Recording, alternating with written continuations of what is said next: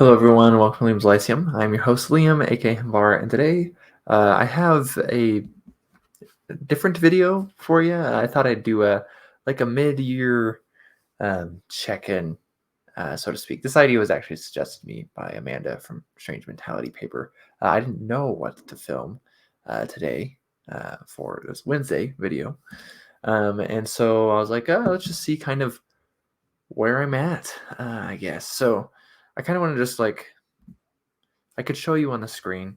I don't feel like I'm going to because I'm just feeling lazy right now. But I kind of want to look at what I've read so far this year, just really briefly. So I've read 80 books, at least Goodreads is tracking 80 books. There's probably a couple more in there that I didn't put on Goodreads. A lot of those have been really small, I should say. So we're only halfway through the year. If I read another 80, I'd get about 160. That would be the most I've ever read in a year. Last year I had 140, which was the most I'd ever read in a year.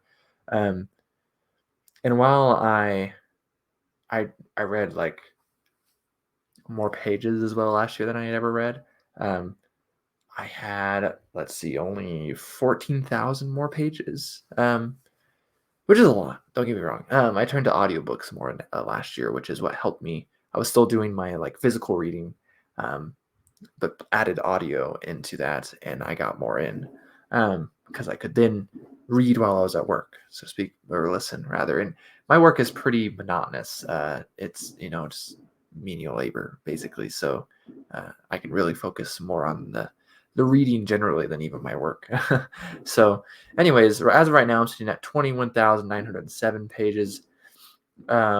I have a bunch of 5 stars actually this year, and a bunch of 4 stars, and less 3 stars, and very few 2 stars. Now, I don't really do ratings on my channel itself, but on Goodreads, I'll use the star system, of course, just as it is there, though. Like a 2 stars, like I liked it, and like 1 stars, like I didn't like it.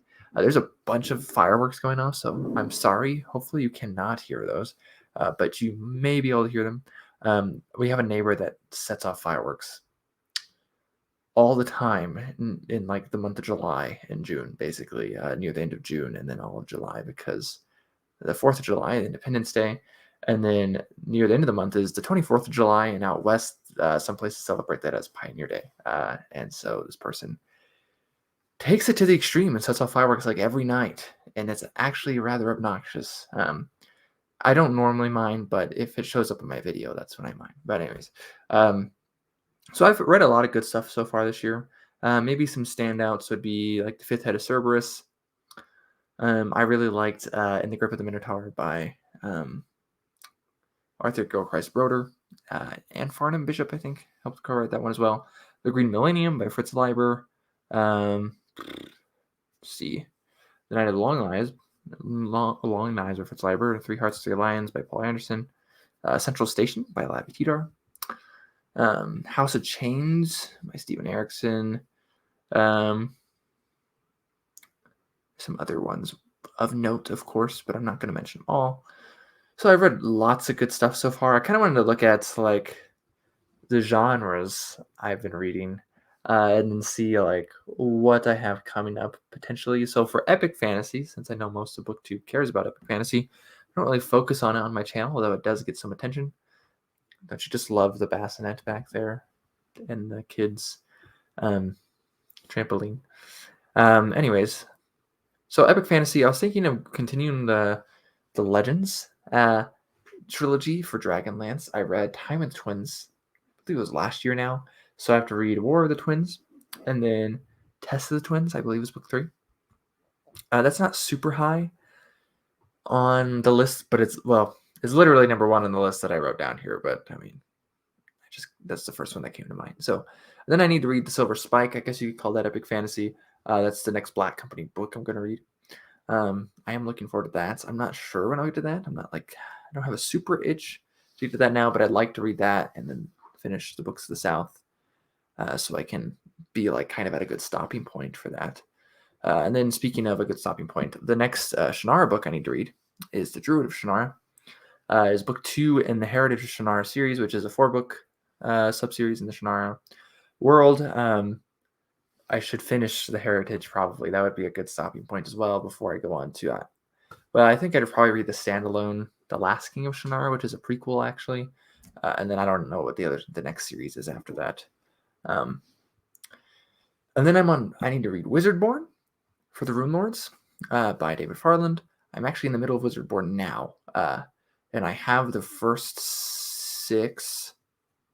Yes, first six Rune Lords books. So I would need to get 7 and 8 as well at some point. But that's a longer fantasy series. It's 8. I know sometimes that's kind of a more typical epic fantasy length for a series. Anyways, I am enjoying those though. Money's tight, so I've been listening to those because they're free with my Audible membership, which I already have. So, and then the Bone Hunters is my next Malazan read. As far as the epic fantasy side of things go, I was thinking, and I have been thinking that my next one would probably be the Lees of Laughter's End. We'll see if I do get to that one. And then we have Before They Are Hanged as the next first Law trilogy. I'd like to finish out the trilogy. It's only a trilogy. It's not terribly long, all things considered. So those are my epic fantasy things I was looking at. I really enjoyed what is that book called? The Blade itself. I really enjoyed The Blade itself. It wasn't like amazing, didn't blow me out of the water by any means. I like the character work. The world building itself was like pretty typical. It'll probably get, the cool thing about world building that modern fantasy writers can do is that they can do it to create suspense, right? And like the revelation part of world building can really be engrossing, right? The world itself, at least so far for the Blade, in the Blade itself, it was not really anything special. So, anyways, but it's cool still. I like it. I like big fantasy worlds. So I think the next book's Before They Are Hanged. Need to read that one. So as far as sword and sorcery stuff goes, I need to read Shadows of Sanctuary, which is the next Thieves World anthology. I need to read The Well of Shuan, C.J. Cherry's Morgaine Cycle Book 2. I read the first one in like April of last year, so I'm a little late. I need to read Gathering of Raven sequel, which I'm blanking on right now, whatever that one's called, by Scott Oden. I need to read The Second Imero if I can get a hand up on a copy. The Lees of Laughter's Inn by Stephen Ekstrom, which I already mentioned. Those are basically sword and sorcery. They're just a little absurd. So that's fun. And then A Discourse in Steel by Paulus Kemp might be one I'm really looking forward to. I really enjoyed The Hammer and the Blade, which is, it's sword and sorcery, but it's also feminist literature. Similar with Michael Chabon's Gentleman of the Road is not quite sword and sorcery. It's more sword and sandal, but it's also feminist literature, which is very interesting. But I'm a big fan of Kemp. I think Discourse in Steel would be awesome. Sounds awesome, the title of the book. Another big sword and sorcery I need to get to is Bloodstone by Carl Wagner, but I haven't started anything, so this is not like really a continuation thing. I just need to read Wagner. He's like the last big sword and sorcery author classics really that I haven't read. Another one would be The Daughter of Agonies by G. Owen Wares. I read the first book, The Pellucid Witch, somewhat recently. I really enjoyed that one. So need to read The Daughter of Agonies as well. And then kind of others, The Hand of Oberon. I read the third of the Amber Chronicles almost a year ago. I haven't gotten to the fourth book. It's because when I ordered the fourth book, I got the wrong book. And then I didn't order another copy. So there's another book, Mask of Silver, that kind of has a sequel, I believe. I'm not sure it's like really much of a sequel by Rosemary Jones. I also need to read that.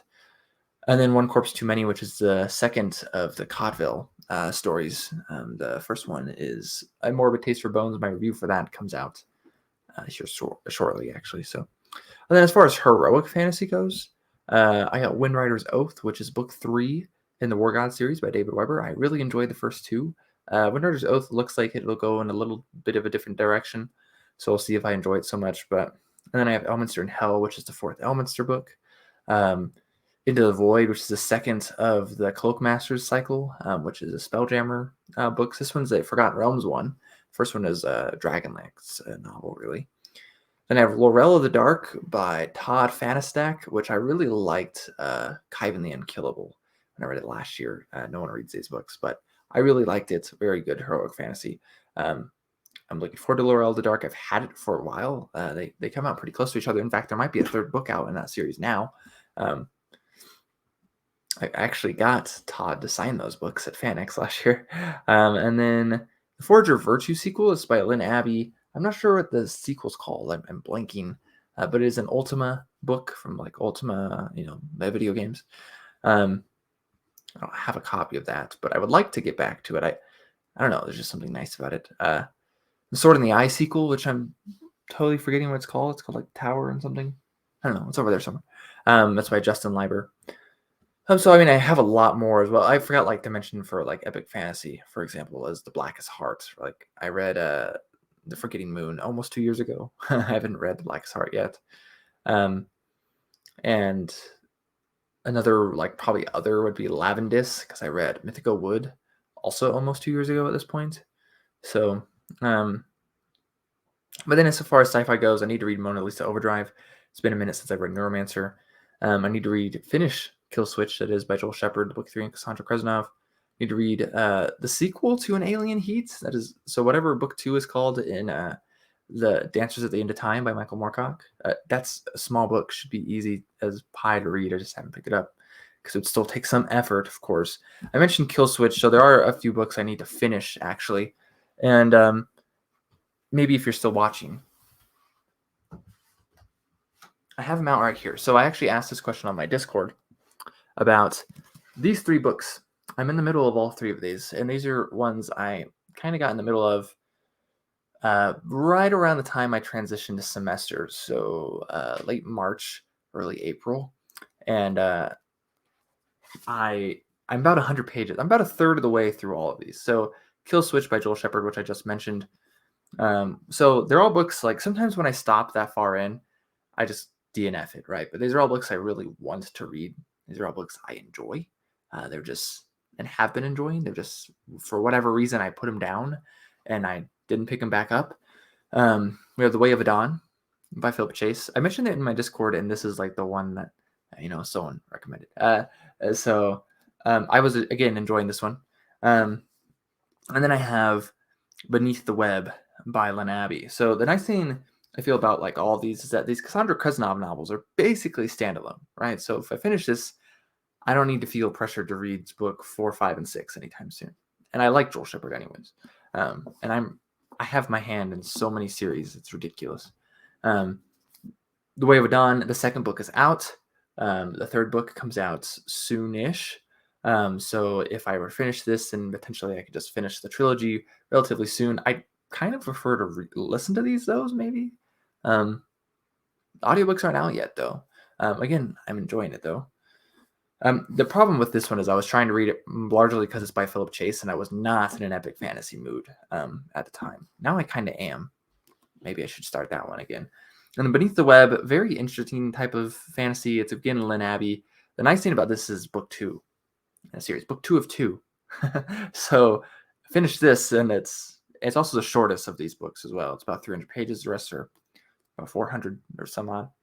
So finish this one, and it'd be good. And then I could say I finished another Lynn Abbey book. I've thought about doing like a series or a video on like female authors or women authors, I guess. So that I've enjoyed, that is. Lynn Abbey would definitely be in it. I don't know, maybe if y'all think that's a good idea anyways. I might do that at some point. My problem is that like I have a lot of video ideas. I'm just not sure that I care enough about some of them, and I'm not sure anyone else would care about other ones. So anyways, that is kind of my mid-year check-in though. Just me looking at the books I have and that I'd like to get to here soon. Let me know on any like suggestions. I say that, but unless you're like really convinced me, I probably won't listen to your opinions. I'm very heavily in the mood reading area. I realize I would have less of these series. I would be in less at the same time if I actually figured out it like a TBR thing, but it just doesn't work for me. So I do like having stuff finished though, so that's nice. So maybe I should finish some stuff.